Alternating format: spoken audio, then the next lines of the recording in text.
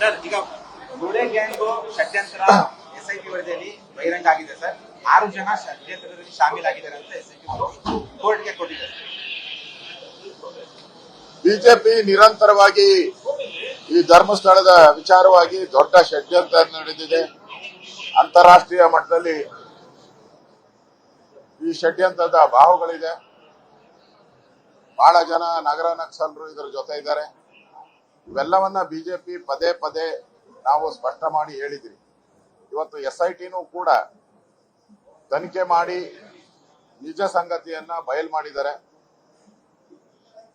ಈ 6 ಜನ ಯಾರಿದ್ದಾರೆ ಇವರು ಪಿತೂರಿ ಮಾಡಿದ್ದಾರೆ, ಷಡ್ಯಂತರ ಮಾಡಿದ್ದಾರೆ ಅನ್ನೋದನ್ನ ಸ್ಪಷ್ಟವಾಗಿ ಹೇಳಿದ್ದಾರೆ. ಆದರೆ ನಮ್ಗೆ ಇವತ್ತು ಡೌಟ್ ಇರೋದು, ಈ ಷಡ್ಯಂತ್ರದ ಹಿಂದೆ ಇರುವಂತ ದೊಡ್ಡ ಕೈ ಯಾವುದು? ಸೂತ್ರಧಾರ ಷಡ್ಯಂತ್ರ ಮಾಡಿದವರು 6 ಜನ. ಆದ್ರೆ ಈ 6 ಜನಕ್ಕೆ ಹಣ ಸಹಾಯ ಮಾಡಿದವರು ಯಾರು? ಪ್ರೇರಣೆ ಕೊಟ್ಟವರು ಯಾರು? ಆ ತಿಮಿಂಗಲವನ್ನ ಕಂಡುಹಿಡಿಬೇಕಾಗಿದ್ದು ಪೊಲೀಸರ ಕರ್ತವ್ಯ. ಅಲ್ಲಿ ವೈಫಲ್ಯ ಆಗಿದೆ ಅಂತ ನನ್ಗನ್ಸುತ್ತೆ. ಆದ್ರಿಂದ ಇವತ್ತೇನ್ ಮಾಡಿದ್ದಾರೆ ಅದನ್ನ ನಾವು ಮೆಚ್ಚುತ್ತೀವಿ. ಆದರೆ ಇದನ್ನೆಲ್ಲ ಸೂತ್ರಧಾರ ಅವನ್ನ ಯಾರು ಅಂತ SIT ಅವರು ತನಿಖೆ ಮಾಡಬೇಕು, ಬಂಧಿಸಬೇಕು, ಜೈಲಿಗಟ್ಟಬೇಕು.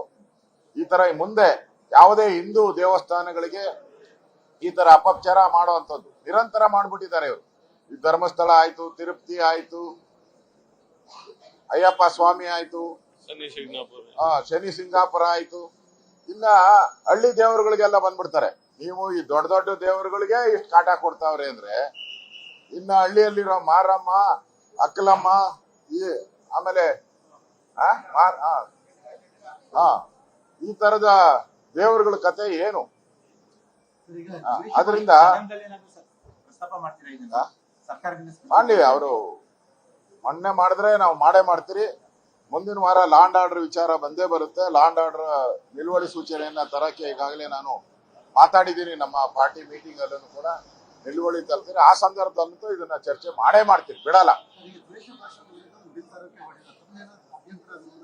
ನೋಡಿ, ದ್ವೇಷ ಭಾಷಣ ಇದು ಪಿತೂರಿ ಅಷ್ಟೇ. ಇದು ಒಂದು ಪಿತೂರಿ. ವಾಕ್ ಸ್ವಾತಂತ್ರ್ಯವನ್ನ ಕಿತ್ಕೊಳ್ಳುವಂಥದ್ದು. ಯಾರು ಭಾಷಣ ಮಾಡ್ತಾರೆ, ವಿರೋಧಿಗಳು, ರಾಜಕೀಯ ವಿರೋಧಿಗಳನ್ನ ಬಗ್ಪಡಿಯೋಕೆ ಇದನ್ನ ಉಪಯೋಗ ಮಾಡ್ತಾರೆ ಅಷ್ಟೇ. ಅವರು ನ್ಯಾಯವಾಗಿ ಮಾಡಿದ್ರೆ ಏನು ಪ್ರಾಬ್ಲಮ್ ಇಲ್ಲ. ಇದನ್ನ ರಾಜಕೀಯ ವಿರೋಧಿಗಳನ್ನ ಬಗ್ಪಡಿಯೋಕೆ ಈ ಕಾನೂನನ್ನ ತಂದು ಅವ್ರಿಗೆ ಕಿರುಕುಳ, ತೊಂದರೆ ಕೊಡಕ್ಕೆ ಮಾಡ್ತಾ ಇರೋದು ಅಂತ ಸ್ಪಷ್ಟವಾಗಿ ಅರ್ಥ ಆಗ್ತದೆ. ಈಗಿರೋ ಕಾನೂನುಗಳೇ ಬೇಕಾದಷ್ಟಿದೆ.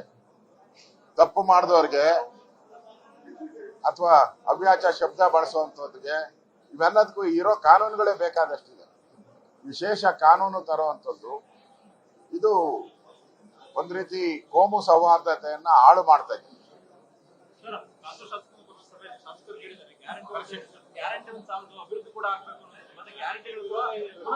ಈಗಾಗಲೇ ನಾವು ಹಾಗಾದ್ರೆ ಬಿಜೆಪಿ ಇಷ್ಟು ದಿನದಿಂದ ಹೇಳ್ತಾ ಇತ್ತಲ್ಲ ಗ್ಯಾರಂಟಿ. ಕಾಂಗ್ರೆಸ್ ಅವರು ಏನ್ ಹೇಳ್ತಾ ಇದ್ರು?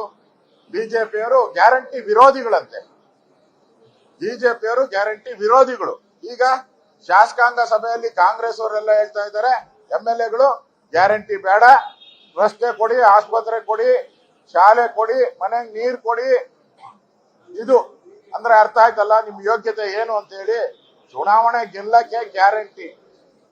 ಈಗ ಅಭಿವೃದ್ಧಿ ಇಲ್ಲದೆ ಇಡೀ ರಾಜ್ಯ ಹಾಳದ್ದೋಗಿರೋ ರಸ್ತೆ, ಇಡೀ ಉತ್ತರ ಕರ್ನಾಟಕದಲ್ಲಿ ನೀವೆಲ್ಲೇ ಹೋಗಿ, ಉತ್ತರ ಕರ್ನಾಟಕದಲ್ಲಿ ಇರೋ ರಸ್ತೆಗಳೆಲ್ಲ ಹಾಳಾಗಿದೆ. ನಾನು ಮೊನ್ನೆನೂ ಹೋಗಿದ್ದೆ. ನಾನು ಫ್ಲಡ್ ರಿಲೀಫ್ ಫ್ಲಡ್ ಬಂದಾಗ ಹೋಗಿದ್ದೆ. ನಾನು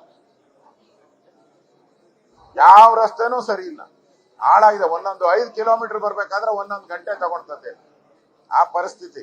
ಅದರಿಂದ ಇವತ್ತು ಕಾಂಗ್ರೆಸ್ ಅವ್ರಿಗೆ ಇವತ್ತಾದ್ರೂ ಬುದ್ಧಿ ಬರ್ತೈತೆ ಅಂತ ನಾನು ತಿಳ್ಕೊಂಡಿದ್ದೀನಿ. ಇನ್ನು ಮುಂದೆ ಆದ್ರೂ ಬುದ್ಧಿ ಬಂದು ಅಭಿವೃದ್ಧಿ ಕಾರ್ಯದ ಕಡೆ ಗಮನ ಕೊಡ್ತಾರೆ ಈ ಶಾಸಕಾಂಗ ಸಭೆ ಆದ್ಮೇಲೆ ಅಂತ ನಾನು ತಿಳ್ಕೊಂಡಿದ್ದೀನಿ.